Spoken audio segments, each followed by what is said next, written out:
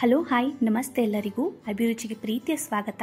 ಇವತ್ತು ರಾಗಿಯಿಂದ ಮಾಡಬಹುದಾದಂತಹ ರಾಗಿ ಆಲೂಬಾಯಿ ರೆಸಿಪಿನ ನಿಮ್ಮ ಹತ್ರ ಶೇರ್ ಮಾಡ್ಕೊಳ್ತಾ ಇದ್ದೀನಿ. ಮಾಡೋದು ಕೂಡ ತುಂಬಾ ಸುಲಭ, ಹಾಗೆಯೇ ತುಂಬಾ ರುಚಿಯಾಗಿರುತ್ತೆ. ಬನ್ನಿ ಹಾಗಾದರೆ ಹೇಗೆ ಮಾಡೋದು ನೋಡೋಣ. ನಾನು ಇದನ್ನು ಮಾಡೋದಕ್ಕೆ 1 ಲೋಟ ಅಷ್ಟು ರಾಗಿನ ತೊಗೊಂಡಿದ್ದೀನಿ. ಇದನ್ನು ನೀರು ಹಾಕ್ಕೊಂಡು ಒಂದು 2-3 ಸಲ ಚೆನ್ನಾಗಿ ತೊಳೆದಿಟ್ಕೊಳ್ತಾ ಇದ್ದೀನಿ. ಕ್ಲೀನ್ ಮಾಡಿರೋ ರಾಗಿ ಆದರೆ ಒಂದು 2-3 ಸಲ ತೊಳ್ಕೊಂಡ್ರೆ ಸಾಕಾಗುತ್ತೆ. ಕ್ಲೀನ್ ಮಾಡಿಲ್ಲ ಅನ್ನೋದಾದರೆ 4-5 ಸಲ ಚೆನ್ನಾಗಿ ಉಜ್ಜಿ ತೊಳೆದಿಟ್ಕೊಳ್ಬೇಕಾಗತ್ತೆ. ಮತ್ತೆ 2 ಲೋಟ ನೀರು ಹಾಕಿ ರಾತ್ರಿ ಇಡೀ ನೆನೆಸಿಡ್ತಾ ಇದ್ದೀನಿ, ಅಥವಾ 8 ಗಂಟೆಗಳ ಕಾಲ ನೆನೆಸ್ಕೊಂಡ್ರೆ ಸಾಕಾಗುತ್ತೆ.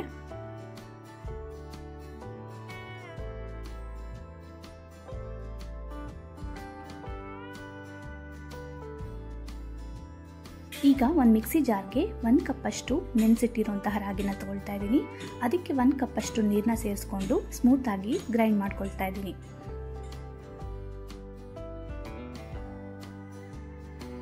ಗ್ರೈಂಡ್ ಮಾಡ್ಕೊಂಡ ನಂತರ ಈ ರೀತಿ ಫಿಲ್ಟರ್ ಮಾಡ್ಕೊಳ್ತಾ ಇದ್ದೀನಿ.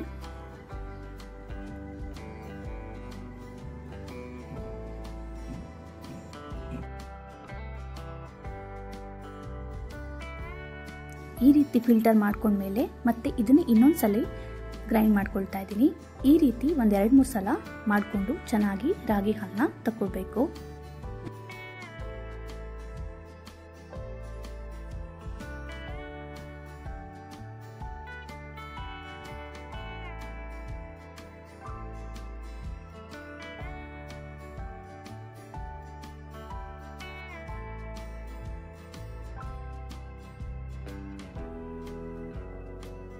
ನೋಡಿ, ರಾಗಿ ಹಾಲು ರೆಡಿ ಆಗಿದೆ. ಈಗ ಅದೇ ಮಿಕ್ಸಿ ಜಾರ್ಗೆ 1 ಕಪ್ ಅಷ್ಟು ತೆಂಗಿನಕಾಯಿ ತಗೊಂಡಿದ್ದೀನಿ. ನಾನಿಲ್ಲಿ ಫ್ರೆಶ್ ತೆಂಗಿನಕಾಯಿನ ಬಳಸಿದ್ದೀನಿ. ಹಾಗೆಯೇ 1 ಕಪ್ ನೀರು ಸೇರಿಸಿ ಇದನ್ನು ಕೂಡ ಸ್ಮೂತಾಗಿ ಗ್ರೈಂಡ್ ಮಾಡ್ಕೊಳ್ತಾ ಇದ್ದೀನಿ. ಗ್ರೈಂಡ್ ಮಾಡ್ಕೊಂಡ ನಂತರ ಈ ರೀತಿ ಫಿಲ್ಟರ್ ಮಾಡಿಕೊಂಡು ಕಾಯಿ ಹಾಲನ್ನ ತಗೊಳ್ತಾ ಇದ್ದೀನಿ.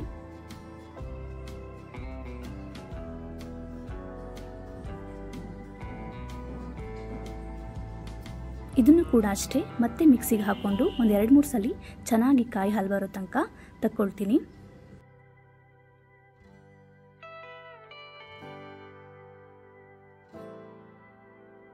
ಇದಕ್ಕೆ 1 ಕಪ್ ಅಷ್ಟು ನೀರನ್ನ ಸೇರಿಸ್ಕೊಂಡು ರಾಗಿ ಹಾಲು ಹಾಗೆಯೇ ಕಾಯಿ ಹಾಲನ್ನ ಚೆನ್ನಾಗಿ ಮಿಕ್ಸ್ ಮಾಡ್ಕೊಳ್ತಾ ಇದ್ದೀನಿ. ಈಗ ಗ್ಯಾಸ್ ಆನ್ ಮಾಡಿ ಒಂದು ಪ್ಯಾನ್ ಇಟ್ಕೊಳ್ತಾ ಇದ್ದೀನಿ. ಇದಕ್ಕೆ ಮಿಕ್ಸ್ ಮಾಡ್ಕೊಂಡಿರೋಂತಹ ಈ ಮಿಶ್ರಣನ ಸೇರಿಸ್ಕೊಳ್ತಾ ಇದ್ದೀನಿ.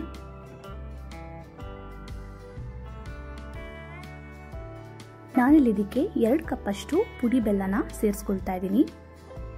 1 ಗ್ಲಾಸ್ ರಾಗಿಗೆ 1 ಕಪ್ ಅಷ್ಟು ತೆಂಗಿನಕಾಯಿ ಹಾಗೆಯೇ 2 ಕಪ್ ಅಷ್ಟು ಬೆಲ್ಲ ಹಾಕಿದರೆ ಸಾಕಾಗತ್ತೆ.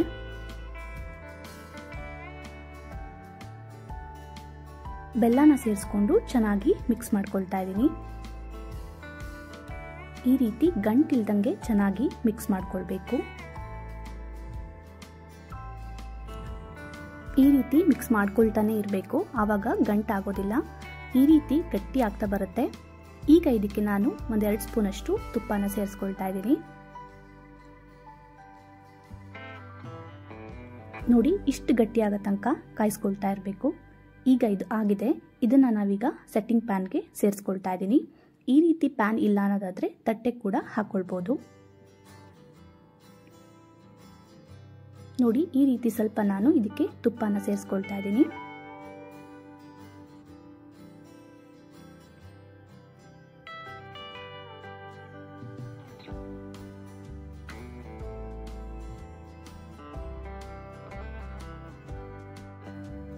ನೋಡಿ, ಈ ರೀತಿ ನೀಟಾಗಿ ಸ್ಪ್ರೆಡ್ ಮಾಡಿಕೊಂಡು ಫ್ರಿಜ್ಜಲ್ಲಿ ಇಡಬೇಕಂತ ಏನಿಲ್ಲ. ಹೊರಗಡೆನೆ ನೀವು ಒಂದು 3 to 4 ಅವರ್ಸ್ ಬಿಟ್ಟರೆ ನೀಟಾಗಿ ಸೆಟ್ ಆಗುತ್ತೆ.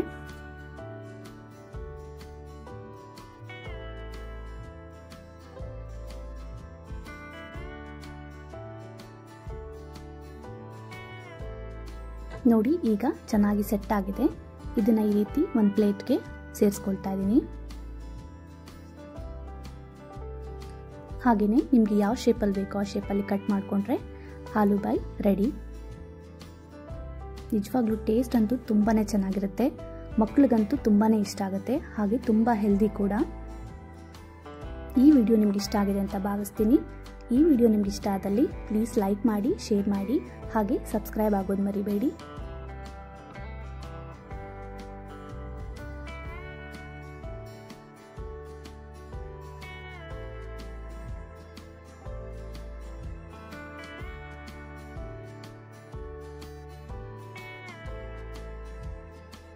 Thank you for watching.